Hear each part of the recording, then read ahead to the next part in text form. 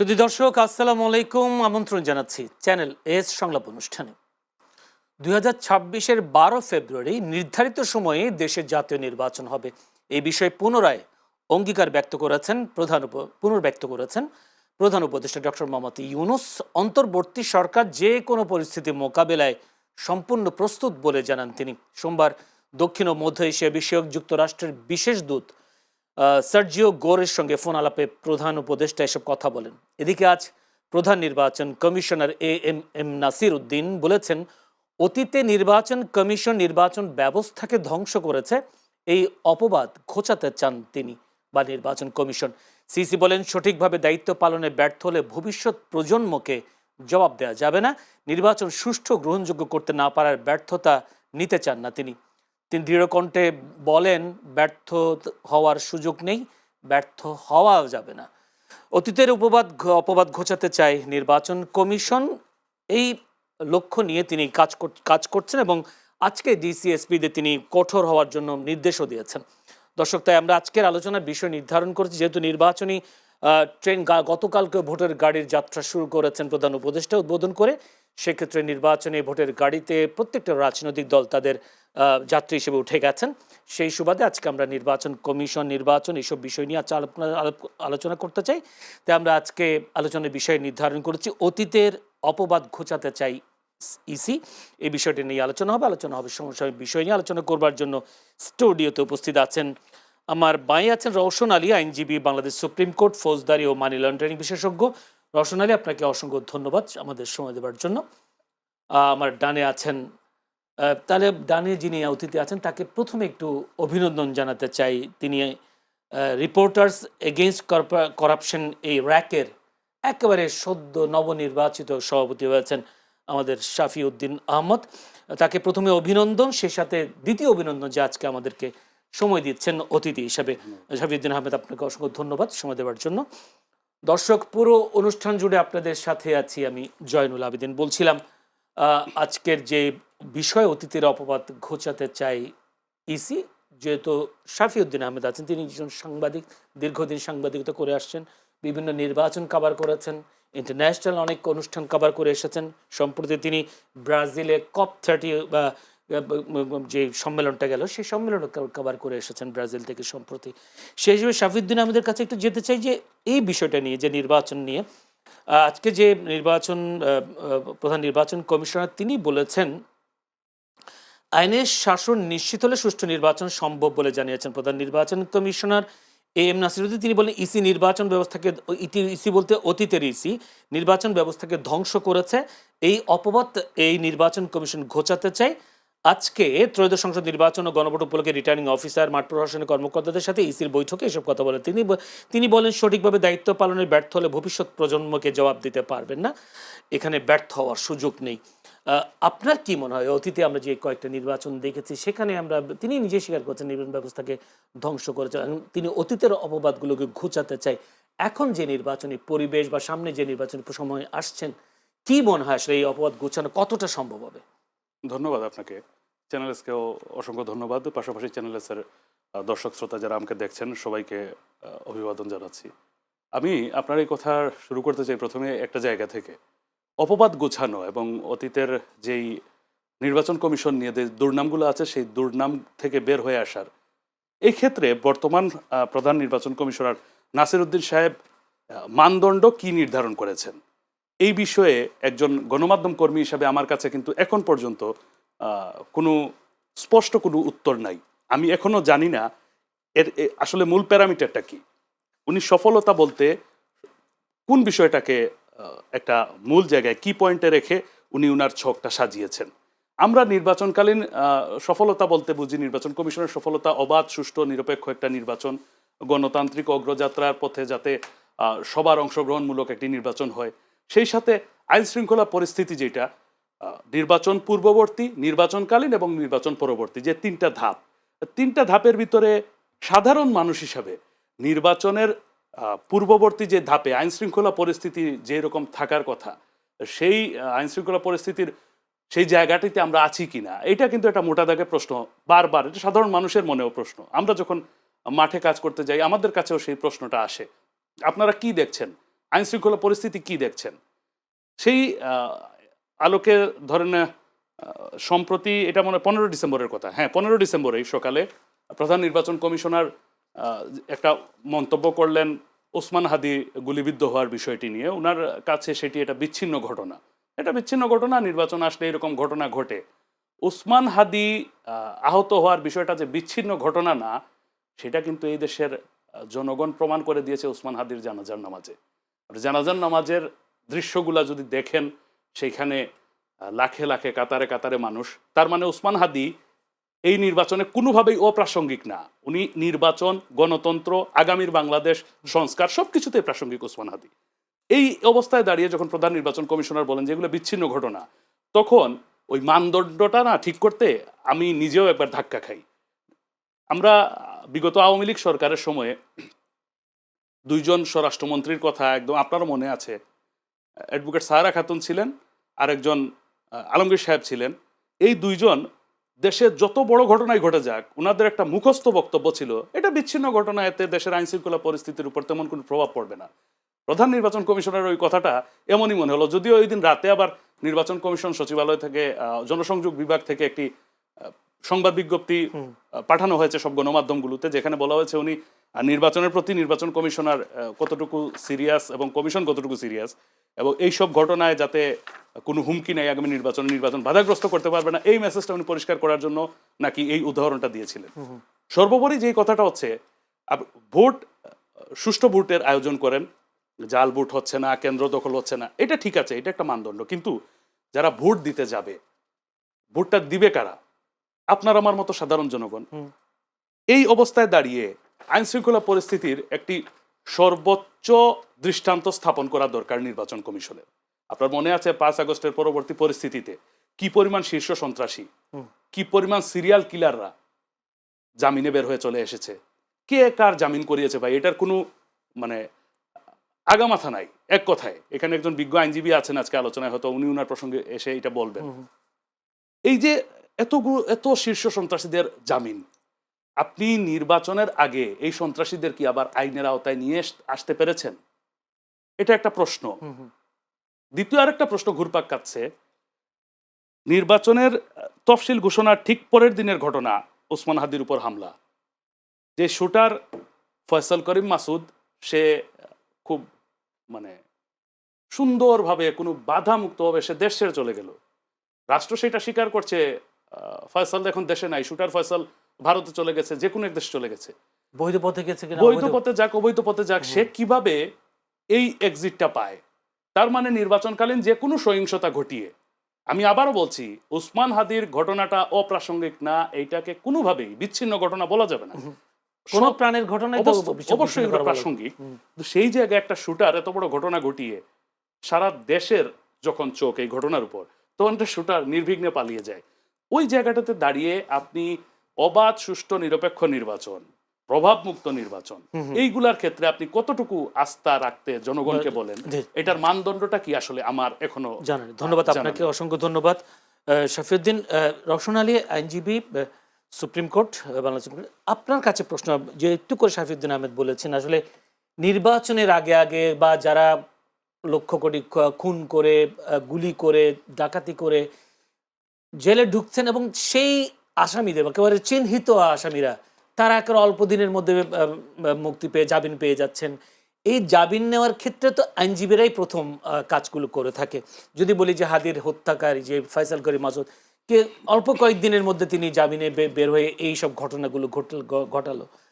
আইনজীবীদের আসলে কি এটা কি মানে ব্যবসা হিসেবে নেয়, নাকি তাদেরও একটা দায়বদ্ধতা থাকে দেশের জন্য, যে এই লোক সন্ত্রাসী, খুনি, তাকে জামিন করা না, আমি না করালে হয়তো অন্য কেউ করাবে, সে কারণে হয়তো আমার ব্যবসা, যেহেতু আইন যেহেতু একটা ব্যবসা, আইন ব্যবসা, তো সে কারণে আমি আগে নিলে আমি যে ফায়দাটা পাবো, এইটাকে বেশি প্রাধান্য দেয়, নাকি আসলে দায়বদ্ধতা, সামাজিক দায়বদ্ধতাটাকে বেশি প্রাধান্য দেয় আইনজীবীরা? ধন্যবাদ আপনাকে আমাকে আমন্ত্রণ জানানোর জন্য। আর আজকের বিষয়টা খুবই গুরুত্বপূর্ণ বিষয়, যে একটা বিষয় বারবার উঠে আসছে যে অপরাধীরা কোর্ট থেকে জামিন পাচ্ছে, এবং সেটা আসলে উদ্বেগ প্রকাশ করেছেন, সবাই উদ্বেগ প্রকাশ করছেন। বিশেষ করে আমরা যে সম্প্রতিকালের যে ঘটনা ঘটে গেল, সেখান থেকেও কিন্তু সবাই উদ্বিগ্ন। এখন প্রশ্ন হচ্ছে, একজন আসামির জামিন হওয়ার ক্ষেত্রে শুধুমাত্রই কি একজন আইনজীবী জড়িত থাকেন? সেই জায়গায় আমাদেরকে চিন্তা করতে হবে। যখন একজন আসামি পক্ষে একজন আইনজীবী তার মামলা আদালতের সামনে উপস্থাপন করেন, তখন কিন্তু বিচারক সেটাকে দেখেন।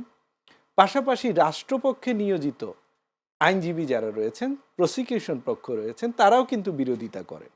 এখন প্রশ্ন হচ্ছে, যদি কোনো আদালত কাউকে জামিন দিয়ে দেয়, যদি আমরা হাইকোর্টের বিষয়টাকেই ধরি, হাইকোর্ট ডিভিশন যদি কাউকে জামিন দেন, সেই ক্ষেত্রে কিন্তু রাষ্ট্রপক্ষের একটা দায়িত্ব থেকে যায় যে যাকে জামিন দেয়া হচ্ছে সে যদি হ্যাবিচুয়াল অফেন্ডার হয়ে থাকে, তাহলে তার জামিনটা যেন কন্টিনিউ না করে তার জন্য অ্যাপিলেট ডিভিশনে চেম্বার জাজে যাওয়ার সুযোগ রয়েছে। এখন সেই জায়গায় যারা দায়িত্ব পালনরত ছিলেন, তারা কি সেই দায়িত্ব পালন করেছেন কিনা আমরা সেই জায়গায় দেখব, নাকি আসামি পক্ষে যেই আইনজীবী মামলাটা আদালতে উপস্থাপন করেছেন তাকে দোষী হিসাবে দেখব? চিন্তা করতে হবে, একজন আইনজীবীর কাছে কিন্তু সব সময় সাধু ব্যক্তিরা যাবেন না, ভুক্তভোগীরাও যাবেন না। এখন একজন আইনজীবীর কাছে যখন কোনো আসামি যায়, আইনজীবী কিন্তু তার মামলার নথি দেখে, ফাইল দেখে আদালতের সামনে সেই মামলাটা শুধুমাত্র উপস্থাপন করেন এবং আইনগতভাবে ব্যাখ্যা করেন যে এই আসামিকে এই পরিস্থিতিতে এই এফআইআর এর এগেনস্টে এই কারণে জামিন দেয়া যেতে পারে, তার সাবমিশন তিনি রাখবেন। এখন আদালত যদি মনে করেন তার সাবমিশনে সন্তুষ্ট হন, সেই ক্ষেত্রে কিন্তু জামিন হতে পারে। এখন আমাদের সামনে যে বিষয়টা আসলো, যদি তাকে জামিন দেয়াটা রাষ্ট্রপক্ষের আইনজীবীগণ মনে করতেন যে এই জামিনটার এগেইনস্টে আমরা উচ্চ আদালতে যেতে পারি, সেইখানে যাওয়া হয়েছে কিনা সেটাও কিন্তু একটা চিন্তা থেকে যায়। এখন একজন আইনজীবীর কিন্তু দায়িত্ব থাকে তার কাছে যেই আসামি আসুক না কেন, তাকে আইনগত সুবিধা তিনি দেওয়ার জন্য চেষ্টা করবেন। জি। এর জন্য তিনি যদি সেই জামিনটা পান, তাহলে কিন্তু তার এই ক্ষেত্রে তার কিন্তু কোনো অপরাধ মানে মানে আইনজীবীর দেখা কোনো যায় না। দায়বদ্ধতা নেই। ইয়েস। ধন্যবাদ। আমি একটু আবারও যেতে চাই শাফিউদ্দিন আহমেদ। আপনি যেহেতু দুদকে মানে বিটে কাজ করেন, যেহেতু আপনি রিপোর্টার্স এগেইনস্ট করাপশন র্যাকে কাজ করেন দীর্ঘদিন, আপনি সেখানকার সভাপতিও নির্বাচিত হয়েছেন। নির্বাচন যখন আসে তখন আসলে অনেক কিছু মানুষ চিন্তা ভাবনা করে। নির্বাচনের সময় টাকার ছড়াছড়ির বিষয়গুলো আসে। টাকা ছড়াছড়ির মাধ্যমে মানুষ নির্বাচিত, অযোগ্য লোকদের নির্বাচিত করে, দুর্নীতিবাজদের মানুষ নির্বাচিত করে। আবার সেই দুর্নীতিবাজদের লোকদের আইনগুলো দেখেন, তাদের বিরুদ্ধে তদন্ত করেন দুর্নীতি দমন কমিশন। কিন্তু যেই কথাটা আজকে দুদক চেয়ারম্যান সেদিন 10 ডিসেম্বর সম্ভবত আন্তর্জাতিক দুর্নীতি বিরোধী দিবসে তিনি একটি কথা বলেছেন যে দুর্নীতিবাজ ও চাঁদাবাজদের নির্বাচিত না করতে দুদক চেয়ারম্যান বলেছেন, এবং তিনি বলেছেন যদি দুর্নীতিবাজ নেতাদের আপনারা প্রত্যাখ্যান করলে দেশ দুর্নীতি সম্পদ বাংলাদেশে জব্দ করা হয়েছে, আর অস্থাবর স্থাবর মিলিয়ে 46,805 কোটি টাকার সম্পদ বাংলাদেশে অবৈধ সম্পদ জব্দ করা হয়েছে আওয়ামী লীগের নেতা এবং ওই ব্যবসায়ী গ্রুপগুলার, যারা সরাসরি বিগত সরকারের মদতপুষ্ট ছিলেন। আর বিদেশে সেখানে 10,452 কোটি টাকা পাচার হয়েছে, যেগুলো জব্দ করা হয়েছে। তাহলে 15 বছর কি দুদক ছিল না? 15 বছর কি আইন নিয়ে কাজ করা হয়নি? আমি আইনজীবীকেও প্রশ্ন করছি, উনিও তো এই মানি লন্ডারিং এর বিষয়ে রিপোর্টকারী একজন সংস্থা, আইনজীবীরাও রিপোর্টকারী। দুদক শুধু কেন কাজ করবে এটা নিয়ে? এই অবৈধ টাকা যারা পেশি শক্তি ব্যবহার করছে, নির্বাচনকে প্রভাবিত করছে, কালো টাকার ছড়াছড়ি করছে, এই কাজটা শুধু দুদকের কেন? অনেকগুলা সংস্থার দায়িত্ব কিন্তু অবৈধ টাকা নিয়ে, অবৈধ অর্থ নিয়ে, অবৈধ সম্পদ নিয়ে কাজ করার। ফায়ার সার্ভিস, তারাও এটার জন্য মানে একজন রেসপন্সিবল একটা ইউনিট, তাদেরকেও দায়িত্ব দেওয়া হয়েছে মানি লন্ডারিংয়ের বিষয়ে ইনভেস্টিগেশন করার, ইনকোয়ারি করার। এনবিআর আছে, মাদকদ্রব্য নিয়ন্ত্রণ অধিদপ্তর আছে, কেউই তো রেসপন্স করে না এইগুলাতে। আপনি যাদেরকে জিজ্ঞেস করবেন আমাদের জনবল নাই, অমুক নাই, তমুক নাই। দুদক চেয়ারম্যান এই জায়গা থেকে ঢাকার শিল্পকলা একাডেমিতে একটা আহ্বান করলেন, সেইটা তেঁতুলিয়ায় গিয়ে কি প্রভাব পড়বে? তেঁতুলিয়ায় যারা আছেন তাদেরকে তো সেই জায়গা থেকে ক্লিক করতে হবে, সেই জায়গায় নক করতে হবে। আমরা লিখলাম, আমরা একটা জাগরণ সৃষ্টি করলাম, কিন্তু জাগরণ সৃষ্টি করতে করতে জাগরণের যে সুফল আমরা পাবো, সেই সুফলের পার্সেন্টেজ কি হবে? দেখা গেল 5%, 10%, বাকি 90% যদি সেই নষ্টদের দখলেই থাকে, তাহলে এই সংস্কার, এতগুলা জীবন দেয়া, এইগুলার কোন সুফল সুফল আলটিমেটলি আসবে না। আরেকটা প্রশ্ন আপনাকে করে যেতে চাই, এরপরেই আপনি উত্তরটা দিয়ে সংক্ষেপে উত্তর দিয়ে আমরা বিরতি যাব। এই যে দুর্নীতি বা চাঁদাবাজদের মনোনয়ন দেয় কার? নিশ্চয়ই তো রাজনৈতিক দলগুলো। সেক্ষেত্রে রাজনৈতিক দলগুলোর দায়বদ্ধতা কি দেখেন আপনি? শতভাগ দায়বদ্ধতা। রাজনৈতিক দলগুলোর কি নিজস্ব গোয়েন্দা রিপোর্ট নাই? তাদের কি মাঠে তৃণমূলে কর্মী আছে না? এত বৃহৎ রাজনৈতিক দল যারা আছেন তারা তো এগুলো খোঁজখবর নেন। এখন একজন যখন প্রমোট করে যায়, আগের একটা রাজনৈতিক দলেদের প্রমোট করেছে, এই রাস্তায় যদি এখনকার নতুন বাংলাদেশে নতুন রাজনৈতিক দলগুলো হাঁটে, তাহলে তাদের পরিণতি ওই রকম হবে, আগের যেই পরিণতি ছিল ওই রকমই। আবার এই রাষ্ট্র এখন খুব গুছিয়ে এদেরকে আবার যারা এই অবৈধ অর্থ উপার্জন করেছে, বিদেশে টাকা পাঠিয়ে দিচ্ছে, এদেরকে কৌশল প্রমোট করা হচ্ছে। আপনি দেখেন অর্থ উপদেষ্টা নিজে স্বীকার করছেন সচিবালয়ে, উনি বলছেন এই টাকা পাচার, বিদেশ থেকে টাকা ফেরত আনা তো এত সহজ না। উনি নিজে বলছেন সচিবালয়ে। উনার সাথে এর এক সপ্তাহ পর বাংলাদেশ ব্যাংকের গভর্নর উনার সাথে বৈঠক করেছেন। বৈঠক করে উনিও সাংবাদিকদের সাথে সাংবাদিক সম্মেলনে এসে বলছেন বিদেশে টাকা পাচার হয়ে গেলে সেগুলো 4-5 বছর লাগে, এগুলো অনেক কঠিন প্রসেস। এবং অর্থ উপদেষ্টা যখন নিজে বলেন এই কথাটা যে ওরা আপনার আমার চেয়ে দ্বিগুণ সক্ষম, এবং কোট আনকোট করে উনি বলতেছেন যে বাংলাদেশ ব্যাংকের রিজার্ভ চুরির যে টাকাটা ফিলিপাইনে গিয়েছে, ফিলিপাইনের মতো একটা রাষ্ট্রের সাথে আপনি নেগোসিয়েশন করতে পারছেন না, দর কষাকষিতে বাংলাদেশ সেই বাংলাদেশ ব্যাংকের রিজার্ভ চুরির টাকাটা এখন পর্যন্ত ফেরত আনতে পারতেছে না বাংলাদেশ। এই মেসেজগুলো যখন আপনারা জনসমক্ষে বলেন, তখন আপনারা কি উদ্বুদ্ধ করেন না ওদেরকে? এখন যারা রাষ্ট্র ক্ষমতায় আছেন, যারা রাজনীতিতে আছেন, দায় তো সবারই। আপনি চেষ্টা করেন নিয়ে আসতে না পারলেও এমন একটা ভীতিকর পরিস্থিতি সৃষ্টি করেন যাতে ভয় পায় সবাই যে আমি রাজনীতিতে কালো টাকার ছড়াছড়ি করবো না, প্রভাব বিস্তার করবো না, ভোট কিনবো না টাকা দিয়ে, ইলেকশনটাকে ইলেকশন মতো হতে দিব, গণতন্ত্রের ধারা ফিরিয়ে আনবো। এই জায়গাটা নিশ্চিত করার জন্য একটা ওইরকম একটা সিচুয়েশন তৈরি করেন। টাকা আনতে পারেন না পারেন পরের কথা, কিন্তু আপনি তো সব ওপেন বলে দিচ্ছেন খুললাম যে এগুলা পারা যায় না আনা। এগুলা আরেকজন এইটা দিয়ে উদ্বুদ্ধ হচ্ছে না যে ঠিক আছে তাহলে অমুক বিদেশে টাকা পাঠায়, আমি তাহলে ওর সাথে গিয়ে মার্চ করি, ওরা কিছু টাকা দেই, আমার টাকাগুলো সেভ হয়ে যাবে। এই টাকা তো এই দেশের রাষ্ট্রই আনতে পারে না ফেরত। ধন্যবাদ আপনাকে সুন্দর একটা বিশ্লেষণের জন্য শাফিউদ্দিন। 21 ডিসেম্বর একটি বক্তব্য দিয়েছেন দুর্নীতি দমন কমিশনের কমিশনার মিয়া মোহাম্মদ আকবর আজিজি। তিনি বলেছেন আগামী নির্বাচনের পর দেশ পরিচালনায় কারা দায়িত্ব নেবেন এটা জনগণই নির্ধারণ করে দেবে। আমরা একাধিকবার বলেছি দুর্নীতিগ্রস্ত লোককে পার্লামেন্টে পাঠিয়ে ভালো সরকার কেন আশা করেন? আসলে কি আমরা কি ওনার বক্তব্যের সাথে একমত কিনা? আমরা নির্বাচন করবার সময় টাকা দিয়ে বা যে বা কোনোভাবে নির্বাচিত করে দিচ্ছে একজনকে, কিন্তু পরবর্তীতে সেই দুর্নীতি বা সেই চাঁদাবাজের কাছ থেকে ভালো বক্তব্য বা মানে যেটাকে বলে কপারেশনের যে আশা, আমি তাকে আমার দুঃখী দুর্দশায় সে এগিয়ে আসবে, এই আশাটাও করা যায় কিনা? না, দেখুন, এই বিষয়টা যাওয়ার আগে আরেকটা বিষয় আমাদেরকে টাচ করতে হবে, সেটা হচ্ছে বর্তমান প্রেক্ষাপটে বাংলাদেশের রাজনীতিতে যুব সমাজ খুব একটা গুরুত্বপূর্ণ বিষয়। আমরা যাদেরকে বাদ দিয়ে পাশ কাটিয়ে যারা যেতে চাইবো, আগাতে চাইবো, তারা কিন্তু বেশি দূর আগাতে পারবো না। কারণ বাংলাদেশের বর্তমান রাজনীতিতে এই হাদি, আজকে আমাদের শহীদ হাদি, যার মৃত্যুতে সারা বাংলাদেশের যুব সমাজের মধ্যে যে স্ফুলিঙ্গ দেখেছি আমরা, মানুষ রাস্তায় নেমে এসেছে কেন? তারা বাংলাদেশকে একটা নতুন দিগন্তে নিয়ে যাওয়ার জন্য যে রাস্তা তৈরি করেছিল, সেই পথেই কিন্তু মানুষ হাঁটতে চায়। যেই হাঁটতে চাওয়ার ইচ্ছা প্রকাশ মানুষ করেছে, তার জানাজার নামাজে আমরা দেখেছি মানুষের ঢল, লাখো মানুষ রাস্তায় নেমে এসেছে, জানাজার নামাজে অংশগ্রহণ করেছে, কারণ হাদিরা মরে না।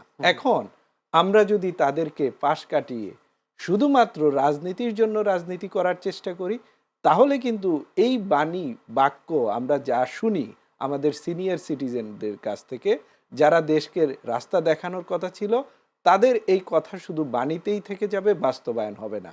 একটা কথা আমাদের মনে রাখতে হবে, ক্ষমতা মানুষকে দুর্নীতিগ্রস্ত করে, অসীম ক্ষমতা মানুষকে অসীম দুর্নীতিগ্রস্ত করে। আর এক পর্যায়ে এই ক্ষমতা যারা ব্যবহার করেন, তারা কিন্তু স্বেচ্ছাচারী স্বৈরাচারী হতে শুরু করেন। এখন এই ক্ষমতা টেনে ধরার জন্য, এই ক্ষমতার লাগাম টেনে ধরার জন্য এই যুব সমাজকে যদি আমরা রাজনীতিতে না আনতে পারি, তাহলে কিন্তু যুব সমাজ 5ই আগস্টের মতো আগামী দিনে তারা তাদের দায়িত্ব পালনের জন্য আবারও হয়তোবা রাস্তায় নেমে এসে একই ধরনের ঘটনা ঘটাতে বাধ্য হবে। তাই যুব সমাজকে পাশ কাটিয়ে তারা কি বুঝে না? একটু ইন্টারাপ্ট করি, সেটা হচ্ছে রাজনৈতিক দলগুলো কি আপনার যে উপলব্ধি, সেই উপলব্ধিটা বুঝতে পারেন না? রাজনৈতিক দলগুলা যখন উপলব্ধিহীন হয়ে যায় তখনই কিন্তু 5ই আগস্টের উত্থান ঘটে।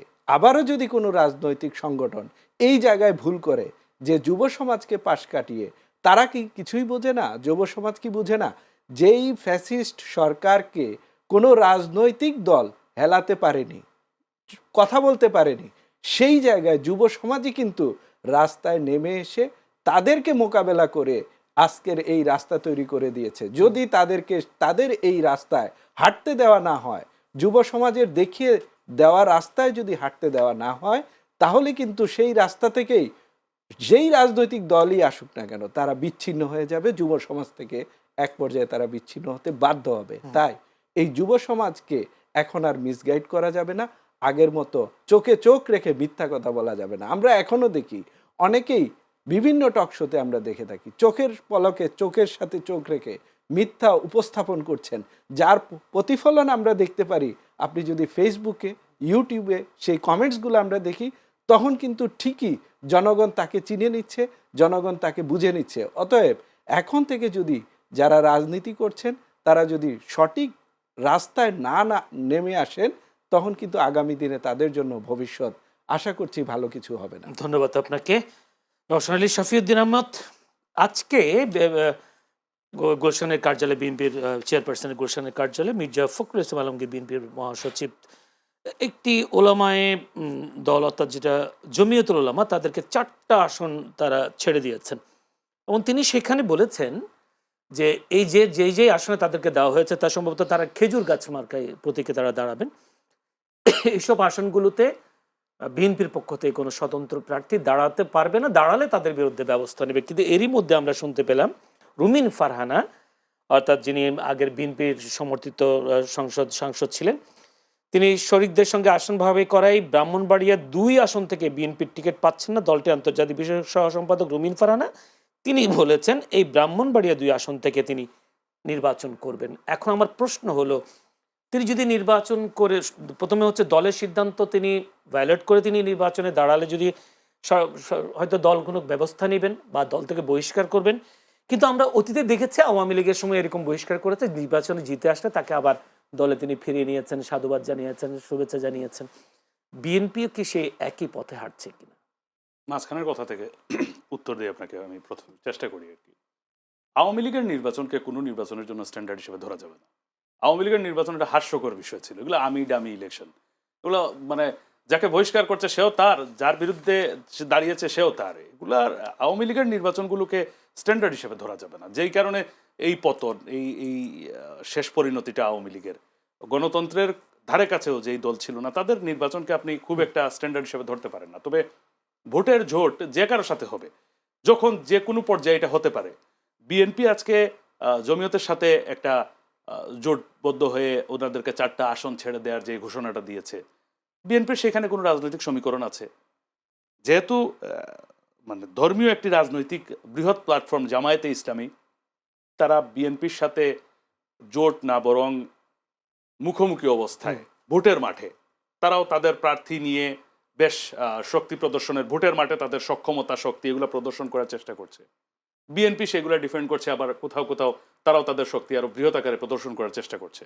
সেই ক্ষেত্রে আমার কাছে মনে হয়, মানে আপনি জানেন এখানে সরাসরি এই মাদ্রাসা শিক্ষা 2টা ভাগ বাংলাদেশে। একটি ভাগ হচ্ছে আলিয়া মাদ্রাসা কেন্দ্রিক, একটি হচ্ছে কওমি মাদ্রাসা কেন্দ্রিক। যেহেতু আলিয়া মাদ্রাসা কেন্দ্রিক একটা সিংহভাগ একটি সমর্থন থাকে জামায়াতে ইসলামীর দিকে, সেই জায়গায় বিএনপি হয়তো চেষ্টা করেছে কওমি মাদ্রাসার যারা আলেমুলামা আছেন, এখন যারা শিক্ষার্থী আছেন তাদেরকে কাছে টানার। হতে পারে সেটা বিএনপির একটি নির্বাচনী প্ল্যান। তো সেই প্ল্যানে তারা ওনাদেরকে কাছে টেনে নিয়েছেন, নিয়ে একটা 4টা আসন দিয়েছেন। 4টা আসন বড় কথা না, 4টা আসনের সাথে হয়তো মনে করেছেন গোটা বাংলাদেশে জমিয়তের যেই ভোট আছে, যে ভোট ব্যাংক আছে, স্পেশালি কওমি মাদ্রাসার যে ভোট ব্যাংক আছে, হয়তোবা সেই ভোট ব্যাংকটাই ওনারা টার্গেট করেছেন। এই ক্ষেত্রে 4টা আসন ওনারা ছেড়ে দিলেন। এখন আসেন রুমিন ফারহানার প্রসঙ্গে, উনি সেই জায়গায় নির্বাচন করতে চাচ্ছেন। এই ক্ষেত্রে আসলে তৃণমূলের কিছু হিসাব আপনার দেখতে হবে। তৃণমূলে ওই আসনটাতে যাকে ছাড়া হলো, জোটের যে শরিক প্রার্থীটিকে ছেড়ে দেওয়া হলো, উনি কতটুকু কর্মী বান্ধব, জনবান্ধব, জনসম্পৃক্ত, এই বিষয়গুলো ম্যাটার করে। এটা সরাসরি যে এমনও একটা সিচুয়েশনে দাঁড়িয়ে যায়, রুমিন ফারহানা যদি মানে ইলেকশন করবেন না এরকমও সিদ্ধান্ত নেন, তারপরও বাধ্য হয়ে একসময় ইলেকশন করে ফেলা লাগে। রুমিন ফারহানা রূপকর্তে আপনাকে বললাম যে কোনো আসনে এটা হতে পারে, এমন একটা হয়তোবা উনি রুমিন ফারহানা এই জমিয়তের যেই প্রার্থী উনার চেয়ে বেশি জনসম্পৃক্ত, উনার প্রতি হয়তোবা এলাকার সাধারণ মানুষের বেশি আস্থা থাকতে পারে, কেউ তো আছে থাকতে পারে, হয়তোবা ওই ক্ষেত্রে উনি আরো বেশি টাচে ছিলেন, হয়তোবা এই গত ফ্যাসিস্ট সরকারের আমলে আন্দোলন সংগ্রামে উনি অগ্রণী ভূমিকা রেখেছিলেন কোনো একটা, বা তার কর্মী সমর্থকদের পাশে ছিলেন হয়তোবা, এই কারণে তারা স্বাভাবিকভাবে নিতে পারছেন না এই সমীকরণটা, তাকে ফোর্স করছেন যে আপনি ভোটে দাঁড়ান। আর উনিও হয়তো ওনার ইলেকশনের ক্যালকুলেশন মিলিয়ে দেখেছেন ওইখানে উনি স্কোর করে ফেলতে পারেন, উনি নির্বাচিত হতে পারেন। আর উনিও একজন সিনিয়র রাজনীতিবিদ, উনিও তো এত বোকা না যে আমি দলের বিরুদ্ধে গিয়ে নির্বাচন করব আবার ফেলও করব, নির্বাচনে পরাজিত হব, পদও হারাবো, সম্মানও হারাবো, এত মানে ইমেচিউর বা অপরিপক্ষ রাজনীতিবিদ রুমিন ফারহানা না।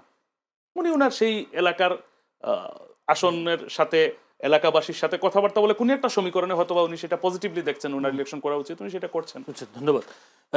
জনাব রওশন আলী, আমরা কম বেশি সব রাজনৈতিক দলগুলোর নেতাদের বক্তব্য শুনছি। আজকেও বিএনপি মহাসচিব মির্জা ফখরুল ইসলাম আলমগীর বলেছেন নির্বাচন বানচালের ষড়যন্ত্র দেখা যাচ্ছে, বিএনপি ক্ষমতায় গেলে এমন একটা জায়গা নিয়ে যাবে যেখানে মানুষ স্বস্তিতে থাকবে বলে জানিয়েছেন মির্জা ফখরুল ইসলাম আলমগীর। তিনি একটি অনুষ্ঠানে আজকে চিনমতির সময় তিনি বলেছেন বিএনপি নির্বাচনমুখী দল, তাই সবসময় নির্বাচন চেয়েছে। জামায়াতের পক্ষ থেকেও বিভিন্ন দলের পক্ষ থেকেও বলা হচ্ছে একটি পক্ষ নির্বাচন বানচাল করার চেষ্টা করছে। আচ্ছা, সেই চক্রটা কি আসলে আপনি খুঁজে পেয়েছেন কিনা? কারা নির্বাচন বানচাল করতে চাই? সবার মুখে আমরা ফেব্রুয়ারিতে নির্বাচন চাই, কিন্তু একটি পক্ষ নির্বাচন বানচাল করতে চাই, আসলে সেই চক্রটা কারা? এই চক্রের মধ্যেই কিন্তু বাংলাদেশ ঘুরছে, আষ্টে পৃষ্ঠে ঘুরছে। কারণ এই নির্বাচন যদি কোনো কারণে বানচাল হয় তাহলে সকল রাজনৈতিক দলকে আমি দায়ী করব। এখন আপনি একটা জিনিস চিন্তা করেন, বাংলাদেশের রাজনীতিতে যা চলছে সেটা হচ্ছে জোট করার একটা প্রবণতা দেখা যাচ্ছে, যে জামাত ইসলামকে কেন্দ্র করে কিছু রাজনৈতিক দল জোট করার চেষ্টা করছে, অপরদিকে বিএনপিকে কেন্দ্র করে জোট করার চেষ্টা করছে। যদি আমরা এখন দুই পক্ষের দুই জোটের কথাই শুনি, দুই জোটই কিন্তু বলছে কোনো একটা পক্ষ, কোনো একটা চক্র বাংলাদেশে নির্বাচনকে বানচাল করার চেষ্টা করছে। তাহলে আসেন, উত্তর হচ্ছে সব চক্রই বাদ হয়ে যাবে, আপনারা সবাই মিলে ঐক্য করেন, দুই জোট নির্বাচনী পরিবেশ তৈরি করেন, অথবা দুই জোটই যদি একমত হয়ে জাতীয় ঐক্যর ভিত্তিতে একটা যদি সরকার গঠন হয়, সেটা আগামী 5 বছরের জন্য হতে পারে। তাহলে তো আর বানচালের প্রশ্নই আসে না, দেশে হানাহানির প্রশ্ন আসে না, একজন আরেকজনের প্রতি এখন যে মারমুখী একটা অবস্থান আমরা বিভিন্ন জায়গায় দেখার সুযোগ হচ্ছে, এই জায়গা থেকে বেরিয়ে আসার জন্য তারা দেশের স্বার্থের জন্য কি এই রাজনৈতিক দলগুলা একমত হতে পারেন না? তারা কি জাতীয় ঐক্যর ভিত্তিতে একটা সরকার 5 বছরের জন্য গঠন করতে পারেন না? যেই দলই আসুক না কেন আগামী সরকার হিসেবে, তাদের জন্য কিন্তু রাষ্ট্র পরিচালনা অবশ্যই কঠিন হবে। কারণ দেশের অর্থনীতি আমরা সকলেই জানি, আজকের আলোচনায় বলেছেন সাফি ভাই, যে যেই টাকা পাচার হয়ে গেছে, এই অর্থনীতি নিয়ে যেই রাজনৈতিক দলই ক্ষমতায় আসুক না কেন, দেশকে এগিয়ে নিয়ে যাওয়া অবশ্যই চ্যালেঞ্জিং হবে। সেই জায়গায় কেন আমরা রাজনীতিবিদদের মুখ থেকে এই কথাগুলো শুনি না, যে দেশের পরিবেশ পরিস্থিতি ঠান্ডা রাখার জন্য কেন আমরা আমাদের সংযত বক্তব্য শুনতে পাই না সকল রাজনীতিবিদদের কাছ থেকে? এবং সকল পক্ষই বলছে একটা চক্র, কিন্তু কেউ মুখ খুলে বলছে না চক্রটা কে। যদি চক্রকে আপনারা আইডেন্টিফাই নাই করতে পারেন, তাহলে কেন সবার মধ্যে ঐক্য হচ্ছে না? সবার মধ্যে ঐক্য করলে তো কোনো চক্র এর মধ্যে ঢুকতে পারে না। সকল ঐক্য যদি আমি একটা রাজনৈতিক দলের সাথে, তাহলে কি দাঁড়াচ্ছে? ক্ষমতার জন্য কেউ ঐক্য আসছে না। যে ক্ষমতাটা কি? আমি আমার রাজনৈতিক আসন কম পাবো, সংসদের আসন কম পাবো, সেই জায়গায় আমি কেন ঐক্যতে যাব? সেই জায়গা থেকে, অহংকার থেকে বেরিয়ে আসতে হবে। সকল রাজনৈতিক দলকে একমত হয়ে আমাদের যে এই নির্বাচনী যে হানাহানি তৈরি হওয়ার যে পরিস্থিতির দিকে আমরা যাচ্ছি, সেখান থেকে বেরিয়ে আসার জন্য এখনো সময় রয়েছে।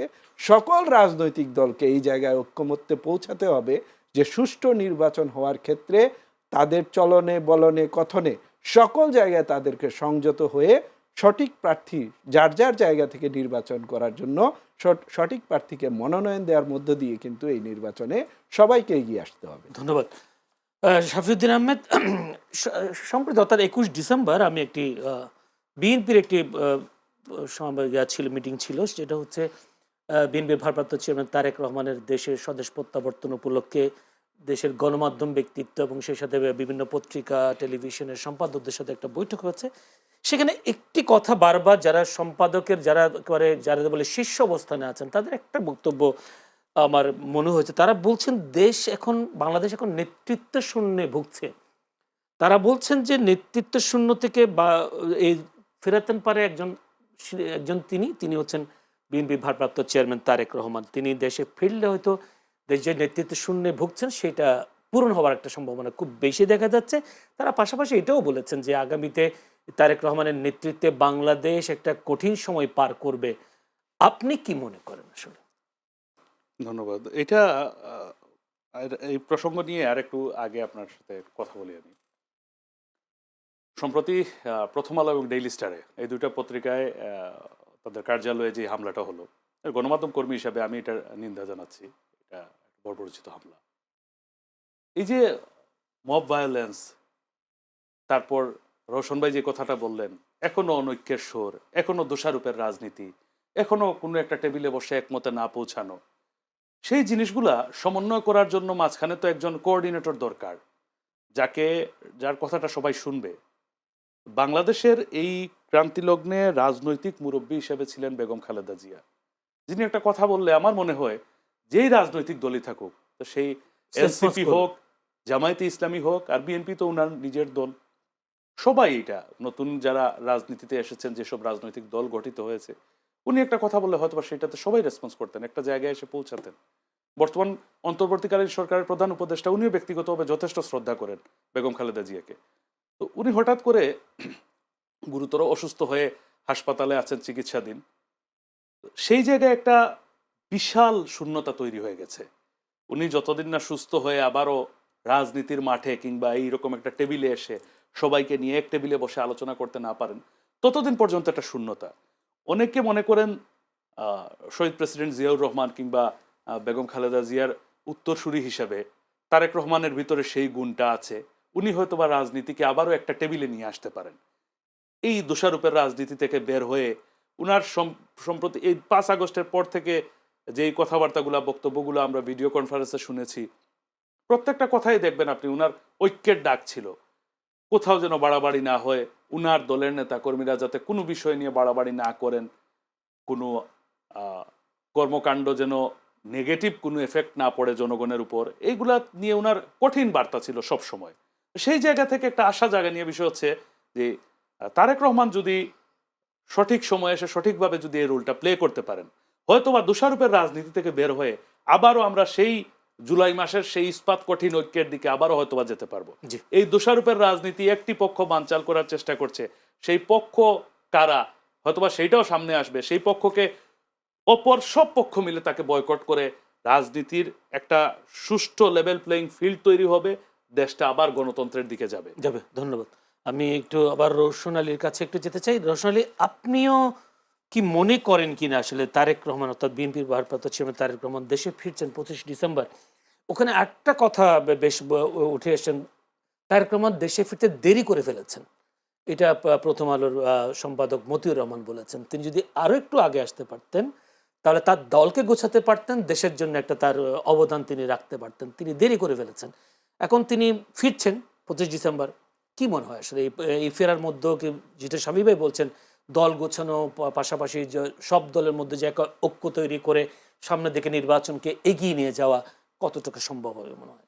ধন্যবাদ আপনাকে। দেখুন, জনাব তারেক রহমান দেশে ফিরে আসছেন। কেউ কেউ হয়তো মন্তব্য করছেন হয়তো দেরি করে ফেলেছেন, কেউ কেউ হয়তো মন্তব্য করবেন না সঠিক সময়ে এসেছেন। আমি এটাকে দেখব, দেরিও করেন নাই, সঠিক সময়ে আসেন নাই, সব কিছুই নির্ভর করবে আসার পরবর্তী অ্যাক্টিভিটিসে। যদি তিনি জনগণকে সাথে নিয়ে, জনগণের চাহিদা বুঝে, জনগণ কি চায়, জনগণের চাওয়াটা কি, সেটা যদি তিনি উপলব্ধি করে তার দলকে তিনি সেইভাবে পরিচালনা করেন, তাহলে এই দেরি করে আসা বা আগে আসা এই প্রশ্নটা মুখ্য হবে না। মুখ্য এখন প্রশ্ন হচ্ছে তিনি এসে তার দলকে কিভাবে গাইডলাইন করছেন, এবং যেটা সাফি ভাই বললেন যে শুধু তার দল না, তিনি সকল দলকে একটা লেভেল প্লেইং ফিল্ডে নিয়ে আসার জন্য দোষারোপের রাজনীতি থেকে সকলকে বের করে নিয়ে এসে জাতীয় স্বার্থকে সবার সামনে রেখে তিনি কিভাবে দেশকে লিড করবেন, সেটা এখন হচ্ছে দেখার বিষয়। সাধারণ মানুষ রাজনীতিবিদদের কাছ থেকে কি চায়? সাধারণ মানুষ কিন্তু এই গণতন্ত্র, স্বৈরতন্ত্র, রাজতন্ত্র, জাতীয়তাবাদ, ধর্মনিরপেক্ষ মতবাদ এগুলা কিন্তু সাধারণ মানুষ বুঝে না। সাধারণ মানুষের চাওয়াটা কি? কে আমার জন্য কথা বলছে? সাধারণ মানুষের জন্য কম খরচে ঢাকা শহরে বসবাসের ব্যবস্থা কে করছে? কম টাকাতে অন্ন, বস্ত্র, বাসস্থানের ব্যবস্থা কারা করবেন, কিভাবে করবেন? আমরা এই সকল বক্তব্য রাজনীতিবিদদের থেকে যখন না শুনে শুধুমাত্র আমরা আলোচনায় শুনি, হয় ৭১-এর ইস্যু, না হয় ২৪-এর ঘটনা, ২৫-এর ঘটনা, এই বিভিন্ন ইস্যু নিয়েই কিন্তু আমরা এখন সমালোচনা শুনি। আমরা কয়জন এমপি প্রার্থী রয়েছেন যার একটা মিশন রয়েছে, ভিশন রয়েছে, তার নির্দিষ্ট এলাকা নিয়ে তিনি স্বপ্ন দেখেন, কিভাবে তার স্বপ্নটা বাস্তবায়ন হবে, তিনি কিভাবে জনগণকে সম্পৃক্ত করবেন, এই বক্তব্য কিন্তু আমরা শুনি না। শুধুমাত্র আগামী নির্বাচনে আমাকে ভোট দিন, আমাকে পার করে দিন, আমি আগামীতে আপনাদেরকে দেখে নিব, আপনাদেরকে সাথে থাকব, এই বক্তব্য দিয়ে নির্বাচন হওয়ার পর সেই প্রার্থীকে আর জনগণ খুঁজে পায় না। তো সেই জায়গা থেকে আমরা যারা এমপি প্রার্থীদেরকে পাই, তারা তাদের ম্যানিফেস্টে, তারা তাদের আগামী নির্বাচনে কি কি কাজ করবেন, জনগণের জন্য কি কাজ করবেন, জনগণের কাছে কিভাবে থাকবেন, সেই বিষয়গুলো যদি তুলে না আনা যায়, তাহলে কিন্তু আমরা আবারও হতাশ হবে। ধন্যবাদ। আমি একটু ছোট্ট একটা প্রশ্ন করে শেষ করব। শাফিউদ্দিন আহমেদ, যেহেতু তিনি র্যাকের সভাপতি হয়েছেন সম্প্রতি এবং সেই সাথে দীর্ঘদিন র্যাকে কাজ করছেন দুর্নীতি দমন কমিশন নিয়ে, শাফিউদ্দিন আহমেদ, দুদক এর একটা ফাঁদ মামলা, অর্থাৎ যদি বলি ৫ আগস্টের পর, এখন প্রায় ১৭ মাস প্রায় শেষের দিকে, আমরা গত ১৫ বছর দুদকের মামলাগুলো তেমন দেখিনি, আলোর মুখ দেখেনি। যদি বলি সেই সময়ের রাজনীতিবিদরা যে টাকা পাচার থেকে শুরু করে নানা ধরনের কি বলে এটাকে দুর্নীতি করেছে, সেগুলো খোঁজ করা পায়। কিন্তু ৫ আগস্টের পর বেশ সজাগ হয়েছে, বেশ সচেতন হয়েছে দুদক, এবং তারা বেশ কয়েকটি মামলাও করেছে, আমার তথ্য আছে। আমার কাছে যাচ্ছে আপনার কাছে একটু জানা যে গত প্রায় ১৭ মাস, এই ১৭ মাসে দুদকের সফলতাটা কি? একপাক্ষিক সফলতা, সোজা বাংলা কথা, এটা একপাক্ষিক সফলতা। দুদকের, শুধু দুদক না ভাই, বাংলাদেশে দুর্নীতি বা আইন শৃঙ্খলা যা নিয়ে কাজ করে যে কয়টা সংস্থা আছে, প্রত্যেকের কাজ দেখবেন একমুখী তরঙ্গের মতো, এটা একদিকে যায়। ৫ আগস্ট পট পরিবর্তনের পর আওয়ামী লীগের যত এমপি, মন্ত্রী, ব্যবসায়ী যারা আছেন সবাই দুদকের আসামি। তড়িগড়ি করে অসম্পূর্ণ অনেকগুলা আছে, এজাহার আছে, যেগুলা শেষ পর্যন্ত টিকবে কিনা আমি এখনো আশঙ্কা আছে আমার কাছে। এত দুর্বল কিছু এজাহার রেডি করে তড়িগড়ি করে মামলা। আবার বিএনপি পন্থী ব্যবসায়ী, বিএনপি পন্থী আমলা, বিএনপির রাজনীতিবিদ কিংবা জামায়াত ঘরানার ব্যবসায়ী রাজনীতিবিদ, যাদেরকে আওয়ামী লীগ সরকার ইচ্ছায় অনিচ্ছায় যারা দুদককে প্রয়োগ করেছে যাদের বিরুদ্ধে, তাদেরকে একসাথে সবাইকে নিষ্কৃতি দিয়ে দেয়া, সবাইকে একসাথে তাদের অব্যাহতি দিয়ে দেয়া, অনুসন্ধান মামলা সবকিছু থেকে। সেই জায়গায় ধরেন একটা সরকার যদি ৩০ জন মানুষ, একটা সমীকরণ বলি, ৩০ জন মানুষের উপর তার রাষ্ট্রযন্ত্র ব্যবহার করে, রাষ্ট্রীয় কোনো প্রতিষ্ঠান ব্যবহার করে, বাকি ৭০ জন লোক তো নিশ্চয়ই ওই সংস্থা তার নিজস্ব মেধা, বুদ্ধিমত্তা, সক্ষমতা দিয়ে ওই ৭০ জনকে আইনের আওতায় এনেছিল, কিংবা তার যেই কর্ম পরিধি তার ভিতরে নিয়ে এসেছিল। যাদেরকে মোটামুটি আওয়ামী লীগের আশেপাশে ছিল সবাই এখন দুদকের তালিকায় উঠে গেছেন, যারা এন্টি আওয়ামী লীগ ছিলেন সবাই এখন নিস্তার পেয়ে গেছেন। এই ধারাটা যদি অব্যাহত থাকে, তাহলে আগামীতে যে সরকার ক্ষমতায় আসবে, এখন যারা আসামি হচ্ছেন এরা নিষ্কৃতি পাবে, আবার ওই সরকারের মদতপুষ্ট যারা, তারা আবার বুক ফুলিয়ে ঘুরবেন। এই জায়গা থেকে বের হয়ে আসতে না পারলে ভাই, দুদক কেন, কোনো কিছু দিয়ে কাজ হবে না। ওই যে বাংলাদেশের রাষ্ট্রপ্রধানের সাথে বাইতুল মুকাররমের ইমাম সাহেব পালিয়ে গেছেন, ওই রকম ঘটনা আবারও ঘটবে। পৃথিবীর একমাত্র দেশ, দুদক চেয়ারম্যান এই কথাটা বলেন, পৃথিবীর একমাত্র দেশ যে দেশে প্রধানমন্ত্রীর সাথে বাইতুল মুকাররমের ইমাম সাহেব পালাইতে হয়েছে। আপনার কথা একদম পরিষ্কার যে একপাক্ষিক সফলতা প্রত্যেকটা প্রতিষ্ঠানগুলোর। এখান থেকে আমরা বেরোতে পারছি কিনা, কখন বেরোতে পারবো, সেই প্রশ্ন দর্শকের কাছেও রেখে দিলাম। দর্শক, এতক্ষণ আলোচনা ছিল আমাদের শফিউদ্দিন আহমেদ, সভাপতি রিপোর্টার্স এগেইনস্ট করাপশন র্যাক, এবং সেই সাথে ছিলেন রওশন আলী, আইনজীবী, বাংলাদেশ সুপ্রিম কোর্ট ফৌজদারি ও মানি লন্ডারিং বিশেষজ্ঞ, অনেকগুলো প্রশ্ন ছিল, সময়ের অভাবে আসলে করা সম্ভব হয়নি। দর্শক তাদের দুজনকে আবার আজকের এই অনুষ্ঠানের পক্ষ থেকে প্রাণঢালা অভিনন্দন শুভেচ্ছা জানাচ্ছি। সেই সাথে আপনারাও ধৈর্য ধরে আমাদের এই অনুষ্ঠান দেখবার জন্য আপনাদের প্রাণঢালা অভিনন্দন শুভেচ্ছা জানিয়ে আগামীকাল একই সময়ে চ্যানেলের সংলাপ অনুষ্ঠান দেখার আমন্ত্রণ জানিয়ে আজকের মতো এখানে শেষ করছি। ভালো থাকবেন সবাই।